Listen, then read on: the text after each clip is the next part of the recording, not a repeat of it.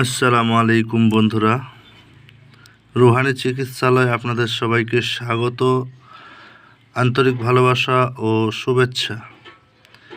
আশা করি সকলেই ভালো আছেন। আল্লাহর বিশেষ রহমতে আমিও ভালো আছি। তো আজকে আপনাদের জন্য নিয়ে আসলাম একটা রোগ মুক্তির তদবির।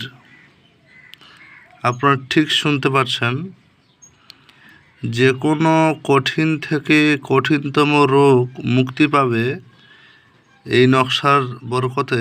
ঠিক কিভাবে এবং কোন পর্যায়ে এবং আপনি কাজ কেমনভাবে করলে সফলতা পাবেন, এই সকল বিষয়ে আপনাদের মাঝে তুলে ধরব।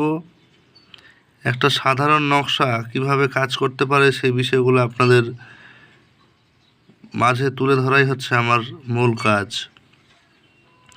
তো চলুন কথা বেশি বাড়াবো না, ভিডিওটা শুরু করি। শুরু করার আগে আপনাদের মাঝে বরাবরের মতো একটা কথা আবারও বলে দেই, চ্যানেলটাতে নতুন হয়ে থাকলে অবশ্যই সাবস্ক্রাইব করবেন। আর যদি সাবস্ক্রাইব করে থাকেন, আপনাকে জানাই অসংখ্য অসংখ্য ধন্যবাদ। তো কথা হচ্ছে, এই যে নকশাটা দেখছেন, একটু ভালো করে দেখেন, আপনাদের মাঝে দেখাচ্ছি। অনেকেই আমাকে আবার জিজ্ঞাসা করতে পারে যে এটা কোন কিতাব। কিতাবের নামটা উল্লেখ করাই আছে, মিশরীয় প্লাস মন্ত্র, এটাই এই কিতাবের নাম। কথা বোঝা গেল? এটা হচ্ছে 27 নম্বর নকশা। আচ্ছা, তো আশা করি আপনারা প্রথম থেকে নকশাটা দেখতে পেয়েছেন সুন্দরভাবে, কোনো সমস্যা হয়নি আশা করি। তো চলুন আপনাদের মাঝে এবার এই নকশার বিবরণ এবং নকশার কার্যক্রমগুলা বলি। এখানে একটা কিতাবী ভাষায় উল্লেখ করা হয়েছে, কোনো ব্যক্তি তার কোনো কিছু দরকারে বা কোনো রোগ মুক্তির জন্য নিচের নকশাটি লিখে নিজের নিকটে রাখলে তার উদ্দেশ্য হাসিল হয়। এখানে সিস্টেমটা আপনাদের মাঝে বলে ফেলি, যেটা বইয়ের ভাষায় লিখেছে, আপনারা কতটা বিপাকের মধ্যে পড়বেন সেই বিষয়টা মাথায় রাখেন। প্রথমে লিখেছে যে কোনো ব্যক্তি তার কোনো কিছু দরকার বা কোনো উদ্দেশ্যে, সে কোনো কিছু হাসিলের উদ্দেশ্যে সে এই নকশা যদি করে, তাহলে এটা লিখে পকেটে রাখলে বা নিকটে রাখলে উদ্দেশ্য হাসিল হবে। কিন্তু ওখানে প্রথম লাইনে লিখেছে যে কিছু দরকারে বা কোনো রোগ মুক্তির জন্য। রোগ মুক্তির জন্য নিকটে রাখলে কখনো এটা আপনি রোগ মুক্তি হতে পারবেন না, এর জন্য কিছু বিশেষ নিয়ম আছে। তো এই নিয়মগুলোই আপনাদের মাঝে আমি তুলে ধরব। তো এই নকশার নিচে আপনাকে একটা বাক্য লিখতে হবে। যারা আরবি জানে তাদের জন্য সুবিধা, আর যারা জানে না তারাও পারবে। মূলত এটা আপনার লিখতে হবে, ওয়ানুনাজ্জিলু মিনাল কুরআন মা হুয়া শিফাউ ওয়া রাহমাতুল লিল মুমিনিন।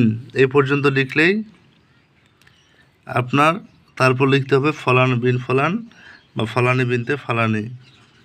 আশা করি বুঝতে পারলেন এই নকশার বিষয়টা আমি কি বললাম। তো চলুন একটু আর এগিয়ে যাওয়া যাক। নকশাটা প্রথমে আপনারা ভোজপত্রে সুন্দরভাবে লিখবেন। লিখে জাফরান কালি দিয়ে লিখবেন, কিন্তু মাথায় রাখবেন।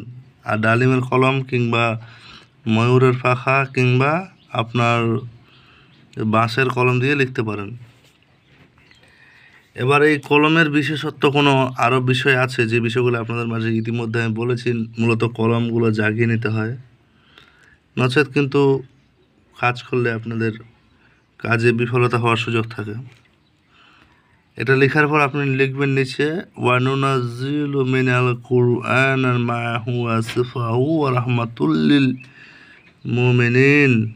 এইটুকু পর্যন্ত লিখে তারপর ফলান বিন ফলান, মানে নাম ও বাবার নাম, মেয়ে হলে মায়ের নাম, এটা লিখে আপনি একটা রূপার মাদুরিতে আপনি তাবিজটা বানিয়ে ভরাবেন। একটা কাজ হয়ে গেল।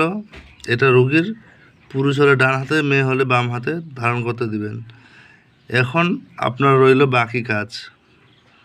নকশাটা ঠিক যেমন লিখেছিলেন ঠিক তেমনই নিচে শুধু নাম টাম লিখতে হবে না, চীনামাটির বর্তনে আপনারা লিখবেন। লিখে সেই চীনামাটির বর্তনটা ধুয়ে পানি বের করে সেই পানিটা রোগীকে খাওয়াবেন এবং গোসল দিবে। এই কাজটা করলে রোগীর রোগ সুস্থ হবে। এবার বলে দিই কোন কোন রোগের ক্ষেত্রে এই কাজটা করতে পারবে। প্রথম কথায় বলে দিই, যেখানে ডাক্তারের চিকিৎসা শেষ হবে তারপর আপনারা এটা শুরু করবেন। আমার কথা ক্লিয়ার, কারণ এখন আধুনিক যুগে ডাক্তারি চিকিৎসাটা খুব জরুরি। এবং আপনি এটাও করতে পারেন যে এটা প্রয়োগ করে আপনি ডাক্তারি চিকিৎসার সঙ্গে যুক্ত হতে পারেন, তাহলে আপনি অবশ্যই শেফা লাভ করবেন, এটা কোনো বিন্দু পরিমাণ ভুল নাই। তবে কখন ব্যবহার করবেন আর একটা বিষয় ক্লিয়ার করি, ডাক্তার দেখাচ্ছেন, ডাক্তারি ফলাফল হচ্ছে না, অথচ আপনার ডাক্তারি সমস্যায় আপনি ভুগছেন, তখন এটা ব্যবহার করে আপনি ডাক্তারের কাছে যেতে পারেন। কিংবা আপনার ডাক্তার হাত খাড়া করে দিয়েছে যে এটা আমার দ্বারা হচ্ছে না, আপনাকে এরকমই বহন করতে হবে, তখন আপনি এটা প্রয়োগ করতে পারেন। প্রয়োগ করলে ফলাফল ইনশাআল্লাহ হতে বাধ্য, এতটুকু আমি জানি। আমি যে নিয়ম বললাম সেই নিয়মে যদি কাজ করেন আপনাদেরকে কেউ আটকাতে পারবে না এই সফলতা হতে। তো কথা বোঝা গেল। তো ভালো থাকবেন সবাই, সবার জন্য দোয়া রইল, সবাই যাতে কাজে সফলতা পায় এতটুকু আশাবাদী। আপনারা আমার জন্য দোয়া করবেন, আমি আপনাদের জন্য আরও ভালো ভালো যাতে ভিডিও নিয়ে আসতে পারি। কথা হচ্ছে, যারা ব্যক্তিগত শিখতে চান তারা কখনো টাইম পাসের মতো কথা বলবেন না আমার সঙ্গে, বা জানলেন আর কিছু করলেন আর আপনি অন্য জায়গায় গিয়ে নিজের মানে কি বলবো, আপনারা আপনাদের যদি প্রয়োজন হয় তাহলে যোগাযোগ করবেন, নচেত করবেন না, এতটুকুই। তো ভালো থাকবেন, আর বেশি কথা বাড়ালাম না। দেখা হচ্ছে আগামী ভিডিওতে। আল্লাহ হাফিজ।